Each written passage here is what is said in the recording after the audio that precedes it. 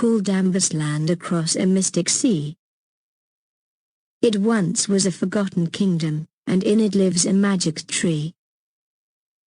Ambersland received its name from a maiden living there, who had the color of the amber sun, burning in her hair. Once upon a time in this kingdom there lived an evil king. His only claim to power was in his magic ring. This king had a garden, none more beautiful in all the land. The garden was tended by a husbandman and his daughter's gentle hand. This girl's heart was full of love and care. She gathered fallen flowers to sell in the village square. That which was not sold from the fallen blooms, she pressed with love and made into sweet perfumes. Yet she would not adorn herself with the riches she would earn. Instead, she built a schoolhouse so all children could learn. When this ruler learned that his flowers were sold to bring knowledge of good, he had the schoolhouse torn down and burned as his firewood. He then forbade the husbandman to grow the flowers that did bloom. The maiden had none to sell or make into sweet perfume. So this young maid took the fallen fruit from the overloaded trees, the fruit the king did not eat, she used to make jams and jellies. What she could not sell she would give to the poor, and would buy good books that she left at their doors. When the king discovered his fallen fruit bought books to teach integrity, he had his henchmen gather all literature, and books of morality. Every scrap of paper he burned within the fireplace of his great hall, and commanded of his husbandman that every tree of fruit must fall. Now this king sought a queen for the purpose of an heir. Of all in the kingdom, one maiden was most fair. This blue-eyed girl was the very same that made the flowers and fruit trees bloom. Amberosity was her name. However, she did not wish to marry one whose heart held no devotion. So, with the power of his magic ring, the king conjured up a potion. She would not give this sovereign a son to carry on his evil rule, so he cast a spell upon her in a manner cold and cruel. The king doomed this maiden to live alone, in silence for eternity, trapped within his garden in the form of a magic tree. With leaves of amber gold and berries of sapphire blue, a single tree from that day forward in his lonely garden grew. Now, Amberosity was dearly loved by the people of the land, although they were sore afraid of this monarch's evil hand.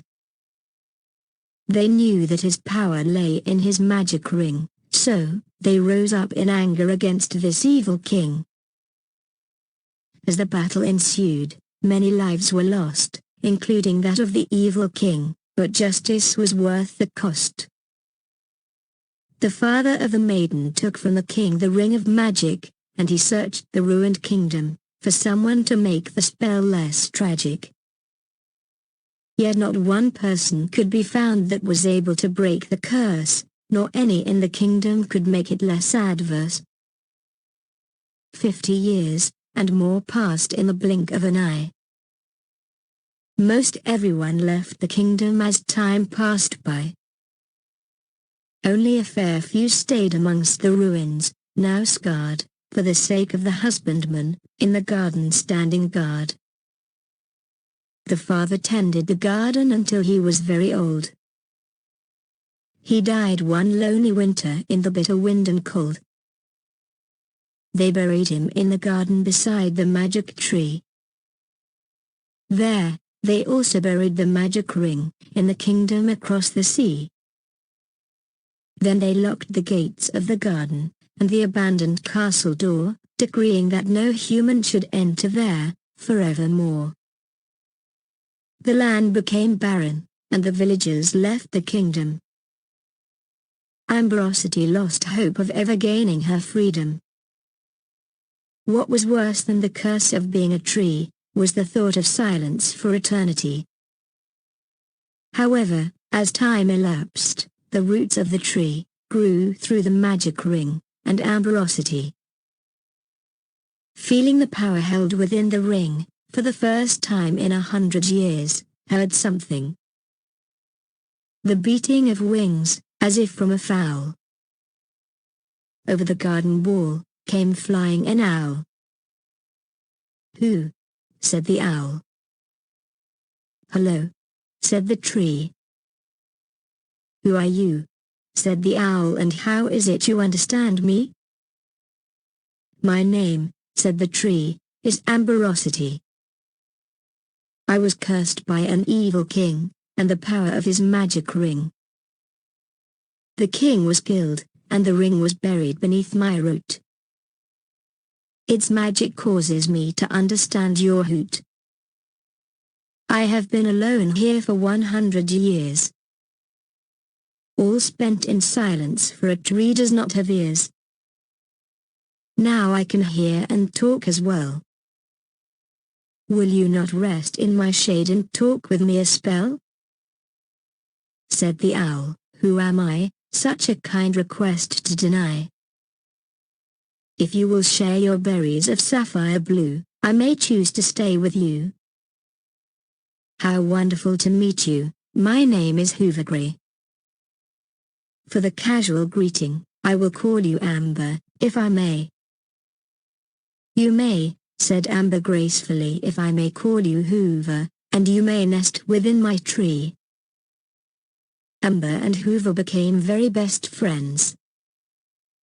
Their conversations went on without end. They talked of long ago, before Amber in this form was doomed, and of how the flowers of the garden for her alone bloomed. Hoovergrey talked on at length of all the sights he had seen. He flew across the mystic sea in search of his life's dream. He was an educated owl. He once tutored a boy who was to be king, but of all the luxury he once knew he lacked the most priceless thing. He searched for nothing less than love, and not just any, but the purest of. He was getting old. He had lived more than 100 years, in service to a wizard, with a flowing white beard. "How is it," Amber asked one day, "that you have lived so long, Hoovergrey?" "Well, my dear Amber," said Hoover, "it is not hard when you're in service to a kind wizard. When he was a boy and I was a chick, I fell from my nest because I was sick. He nursed me to health, and when I was well, he enchanted me with his very first spell. As we grew old together, we noticed emptiness within our hearts. We shared love in friendship, but the love of a bride drew us apart." The owl told the magic tree of his faraway home, and how his friend's matrimony caused him to feel alone.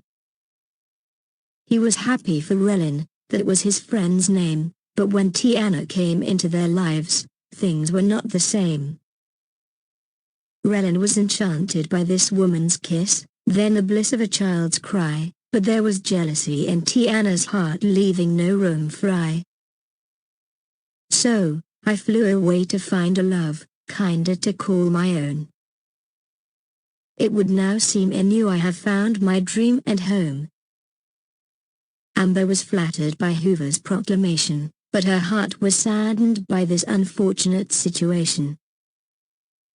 Hoover's friendship was as true as a friendship could be, but how could he be doomed to this lonely garden, and she, a tree? Hoover sensed his friend was sad, and pressed to ask her why. Not wanting to state the truth, she conjured up a lie. "I am tired of these barren walls.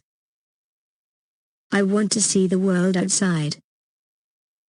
I want to see a flower bloom, I want to hear the roaring tide." Hoover's heart sank. It seemed such a simple thing to ask. But even for an educated owl, it was a monumental task. If I lose every feather in physical distress, I'll tear down that wall for Amber's happiness. Hoover's thoughts were pure and true, but there was little he could do. Hoover paced the garden wall, thinking how to make it fall. It would take a year or two to peck and scratch just one stone through. Oh, how will I fall, this pile of stone? Then Hoover spied the milestone. Of course, if I but peck, the cornerstone shall crumble. The source, that single speck, and with that the wall shall tumble. Without a word to Amber or another moment idle spent, Hoover started scratching and pecking with his head bent. He labored many weeks, days, and hours, without a thought of rest, until his fervor spent and fatigued, he returned to his nest. In his dreams, Hoover thought of a love lost, and wept, and his tears fell like a river as he slept. The air became chill, and ice formed in the night. Then with a shake, Hoover awoke with a fright. The earth seemed to quake as out of his nest Hoover tumbled. The sun was shining bright, through the wall that had crumbled. Amber was still deep in a depressed sleep. As Hoover, with day dawning, took flight, he found the keystone cracked by icy tears that had filled the crevice in the night. Amber awoke to a scene of the sea and the sun glistening upon its rumbling tide, and a field of blooming blossoms, serene beyond the still tumbling wall outside. With a voice of great joy, Hoover, Amber cried. With tears in her eyes, see what I've spied. Oh, what have you done? It is a sight to make my sore heart sore. My dearly beloved one, it brings tears to my eyes once more. Oh my! I can see with my eye, a human eye, and not by the sight of mind, and I can hear with a human ear and not one of the magic kind. Once I heard the call of a bird, that hoot became a word, because of the ring around my root, Hoover. I now have a foot. The ring lies broken in my hand. But Hoover was not to be seen. Amber did not understand. Hoover. Amber continued to call. Now I am free. You broke the spell. But Hoover, Amber did not see. When the wall you caused to fell. Amber continued, now nervously. The falling stones caused the earth to shake. Now Amber spoke to herself. The ring around my root did break. Although the spell was broken and she was free, for her friend of many years, her heart was in misery. She called out his name, but the sound, again and again by the roaring tide, was drowned. Hoover, Hoover Grey, she called as she searched the kingdom wide, but not a bird was seen, neither in the skies, nor across the mystic tide. Must from this kingdom I leave? To forget the love I once knew? The answer I demand. Oh, how can this be true? Hoover could not be found because he did not rest in the remnants of a tree, the shell that held his nest, and once his beloved amberosity. That tree was now dead, its leaves quickly falling to the earth, yellow and red. Hoover cried upon return, the cost of true love is torment. To have lost my love true, amberosity, I lament.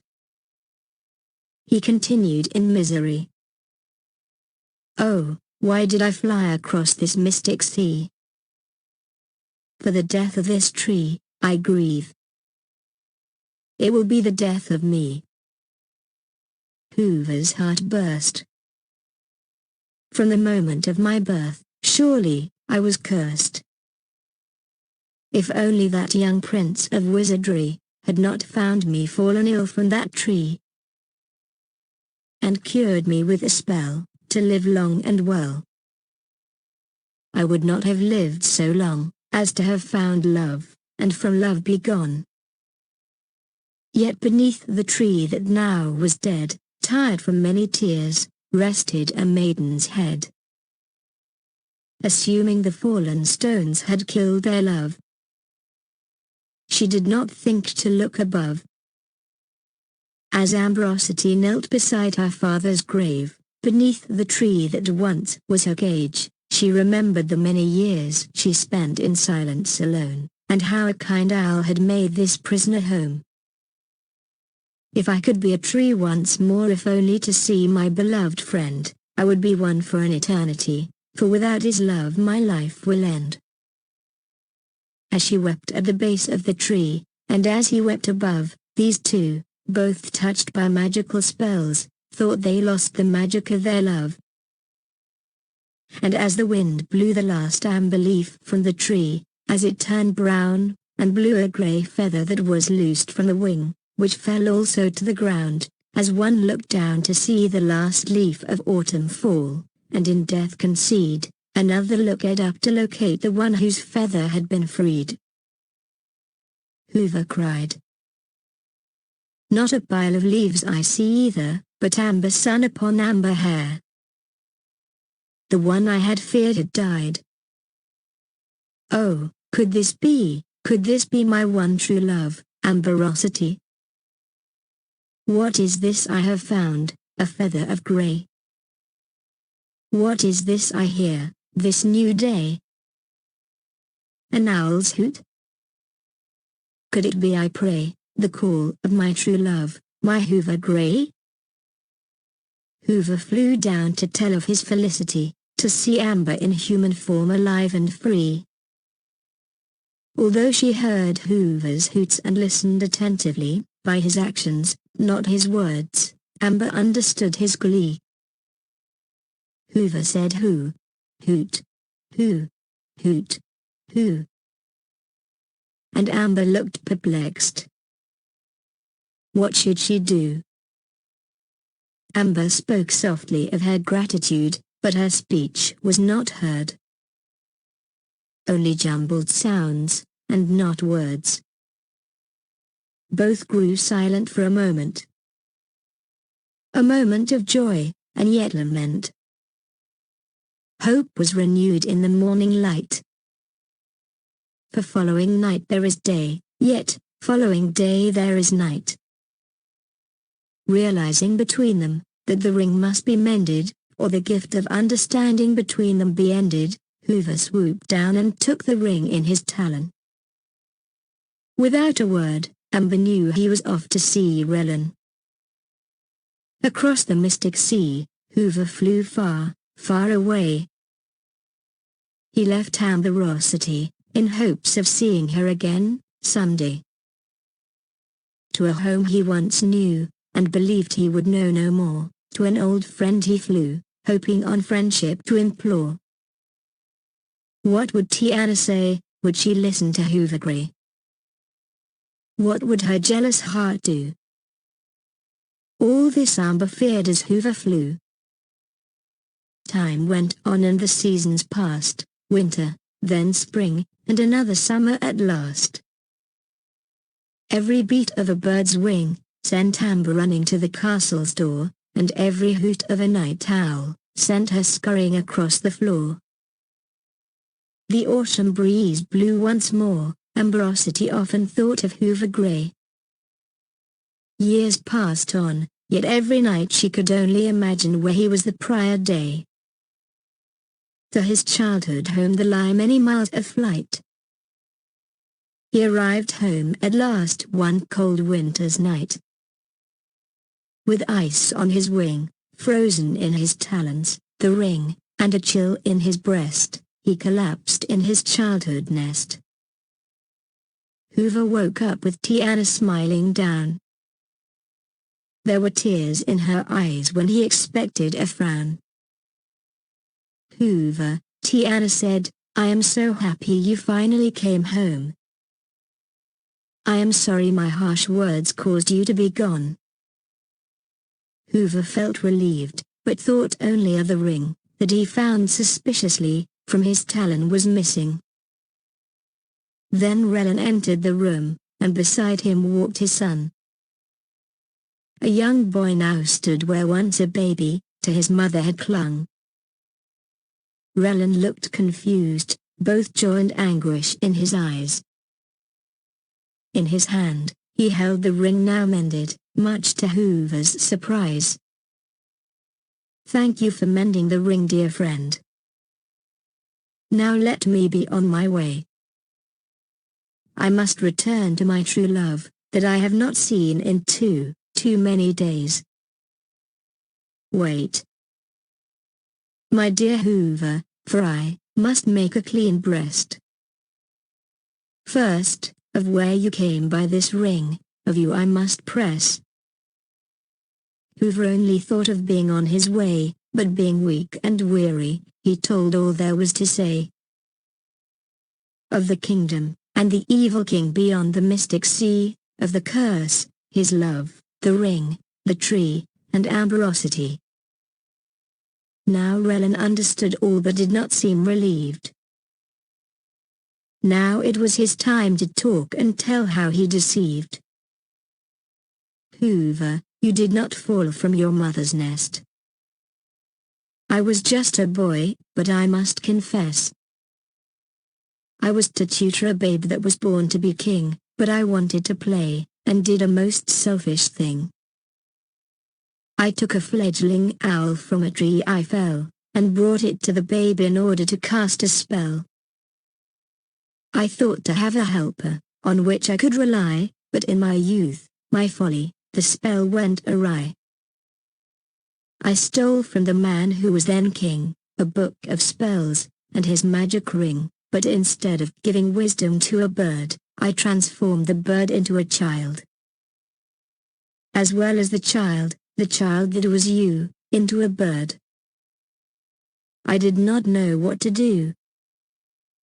To keep my error, my folly, hidden away, I returned the ring, and no one has known it to this day. The boy that you tutored as an educated bird, was the fledgling, the evil king of which you spoke, and I have heard, but I must enlighten you on one final thing. Only one spell at any given moment can be undone by the power of this ring. As the rightful king in human form, you will return, by placing in your talon this band, but Amberosity will return to her form as a tree when as king you stand. To make amends, we will return with you across the mystic sea, to help rebuild your kingdom and serve both you and Amberosity." So Hoover Grey returned as king, and rebuilt the garden for Amberosity, as king from dusk until dawn, with the help of Relen and his family. Amberosity tended the garden from dawn till dusk. She sold sweet perfume, and she made jam and jelly from the fallen fruit, at high noon. With this, she fed the poor and built a school to teach good works.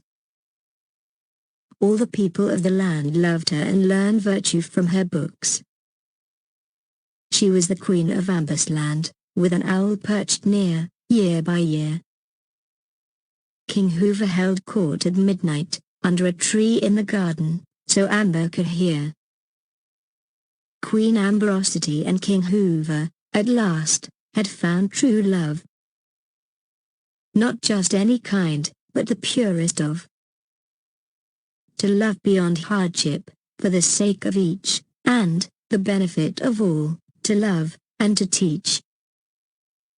The kingdom grew and flourished across the mystic sea, and was by the garden nourished, the garden tended by Amberosity. Together they ruled, although forever apart. Together they loved and were together in heart.